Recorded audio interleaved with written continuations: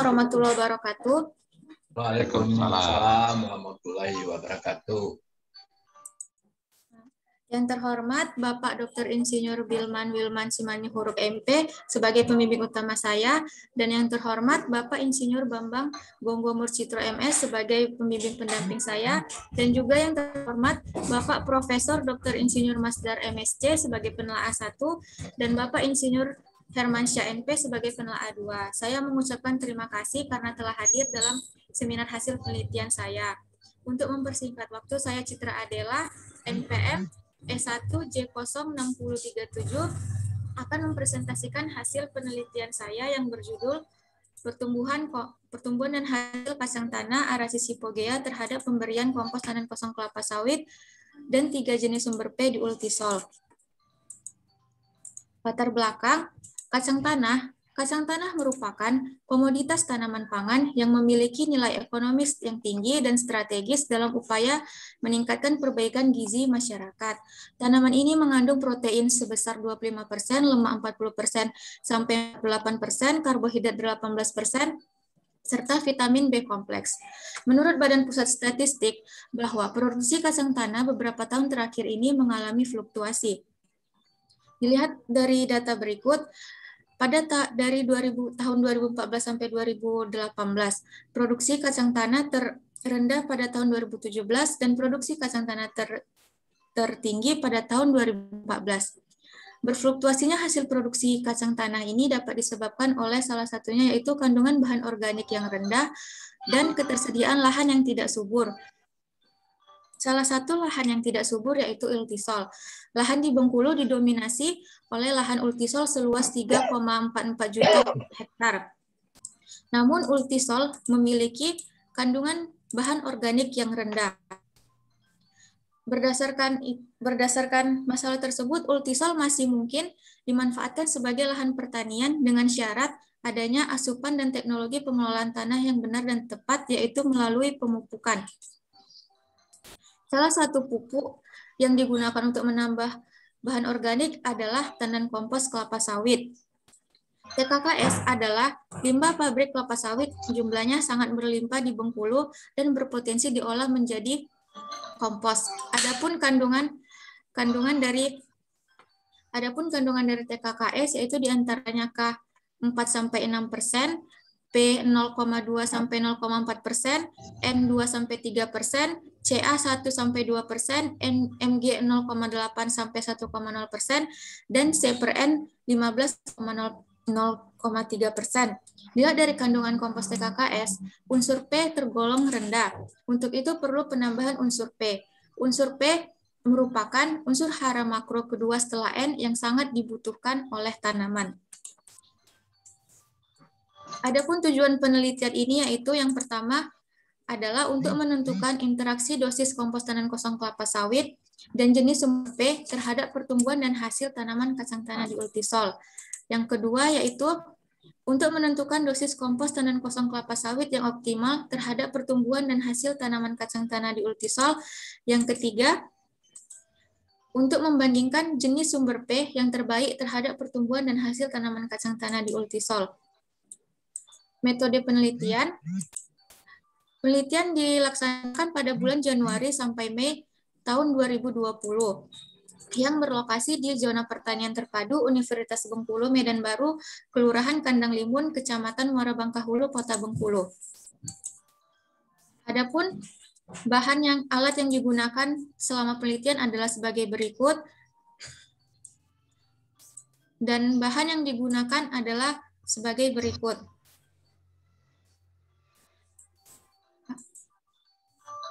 Rancangan penelitian ini menggunakan rancangan acak kelompok lengkap dengan 2 faktor dan 3 ulangan. Faktor pertama adalah kompos tandan kosong kelapa sawit dengan dosis 0, 10, 20, dan 30 ton per hektar.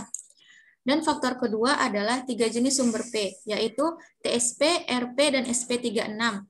Dari kedua perlakuan di atas diperoleh 12 kombinasi perlakuan dan masing-masing diulang sebanyak 3 kali sehingga diperoleh 36 satuan percobaan. Tahapan penelitian yang pertama yaitu analisis tanah yang dilakukan di Laboratorium Ilmu Tanah Universitas Bengkulu.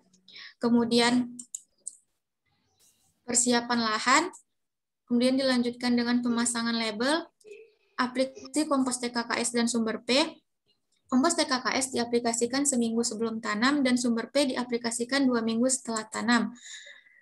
Kemudian seleksi benih. Benih yang digunakan merupakan varietas takar 1. Uji viabilitas benih dilakukan dengan metode uji kertas digulung. Kemudian dilanjutkan dengan penanaman, pemupukan, penentuan sampel, pemeliharaan yang meliputi penyiraman, penyulaman, penjarangan, pengendalian gulma, pembumbunan, dan pengendalian hama dan penyakit. Kemudian panen. Panen dilakukan pada saat tanaman berumur 90 hari setelah tanam. Adapun variabel yang diamati yaitu yang pertama, tinggi tanaman, jumlah daun, jumlah cabang, luas daun total, kehijauan daun, jumlah bintil akar, bobot segar tajuk tanaman, bobot kering tajuk tanaman, bobot segar akar tanaman, bobot kering akar tanaman, bobot polong, jumlah polong beras per tanaman, jumlah polong hampa per tanaman, bobot biji per tanaman, dan bobot 100 biji.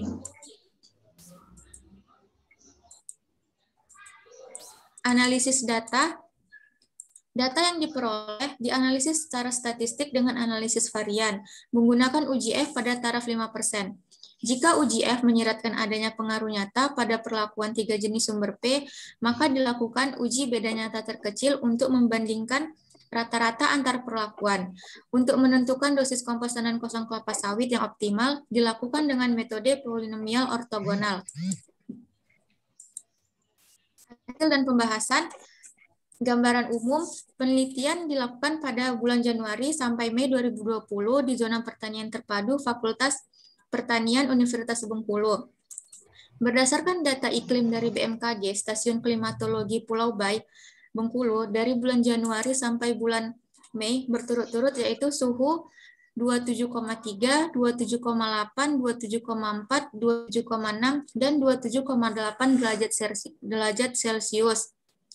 Intensitas matahari 327,8, 352,9, 356,6, 342,3, dan 300,3 kalori per cm persegi. Kelembapan 85, 81, 84, 86, dan 84%. Curah hujan 348, 351, 406, 366, dan 321 mm. Analisis tanah dilakukan di Laboratorium Ilmu Tanah dengan hasil N 0,18%, P 8,2 ppm, K 0,26 ME per 100, C organik 3,13%, pH 4,2. Analisis kompos TKKS diperoleh dari PT Bio Nusantara dengan hasil N 1,18%, P 2,7%, K 0,29%, C organik 22,6%, pH 7,96, C per N 19,5, kadar air 19,68%, Fe tersedia 13,76 ppm. Selama penelitian, kacang tanah diserang hama tikus. Hama tikus dikendalikan dengan metode kimiawi dengan menggunakan rodentisida berbahan aktif brodivakum 0,005%. Kemudian, tanaman juga diserang hama ulat dan dikendalikan dengan metode mekanik. Panen dilakukan pada saat tanaman berusia 90 hari setelah tanam. Grafik pertumbuhan kacang tanah dilihat dari gambar 1, gambar 2, dan gambar 3, pola pertinggian tinggi tanaman, jumlah daun, dan jumlah cabang terus meningkat dari umur 2 MST hingga umur tanaman 10 MST. Pola pertumbuhan kacang tanah dari umur 2 MST sampai 4 MST memasuki fase logaritmik, yaitu fase pertumbuhan awal yang berjalan lambat. Kemudian pada umur 6 MST sampai dengan 10 MST, tanaman memasuki fase pertumbuhan linear. Hasil analisis varian dilihat dari tabel 1, tidak terdapat interaksi antara kompos TKKS dan sumber P. Hal ini karena faktor perlakuan tersebut bertindak bebas satu sama lain. Sehingga dapat disimpulkan bahwa kedudukan kedua faktor tidak saling mendukung atau berpengaruh secara mandiri. Kemudian terdapat pengaruh nyata di perlakuan kompos TKKS pada perlakuan tinggi tanaman dan jumlah cabang, dan perlakuan sumber P terdapat pengaruh nyata pada variabel bobot segar tajuk tanaman. Pengaruh kompos TKKS dan sumber P terhadap pertumbuhan dan hasil tanaman kacang tanah. Lihat dari gambar 4, hubungan antara dosis kompos TKKS dan tinggi tanaman umur 10 MST menunjukkan bahwa setiap peningkatan dosis kompos TKKS 1 ton per hektar akan diikuti dengan meningkatnya tinggi tanaman secara nyata dengan rata-rata sebesar 0,2876 cm.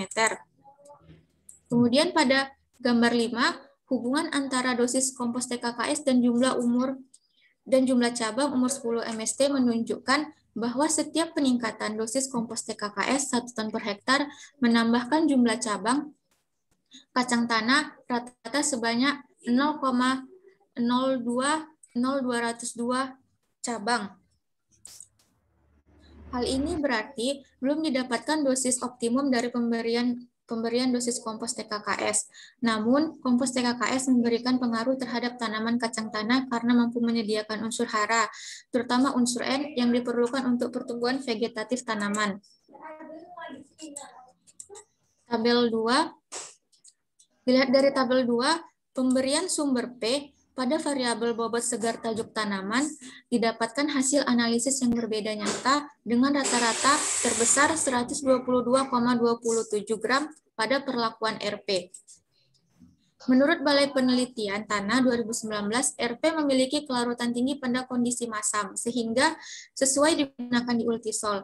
Lukman dan Mursidis 1982 menyatakan bahwa RP dapat meningkatkan KTK tanah dan menurunkan kemasaman tanah. RP juga mengandung CA yang dapat mengurangi kereaktifan AL dan Fe dalam memfiksasi P, sehingga hal ini juga mendukung tanaman dalam penyerapan unsur hara dari tanah. Kesimpulan dan saran yang pertama, yaitu tidak terdapat interaksi antara dosis kompos TKKS dan 3 sumber P terhadap pertumbuhan dan hasil kacang tanah. Dan yang kedua, kompos TKKS nyata meningkatkan pertumbuhan kacang tanah.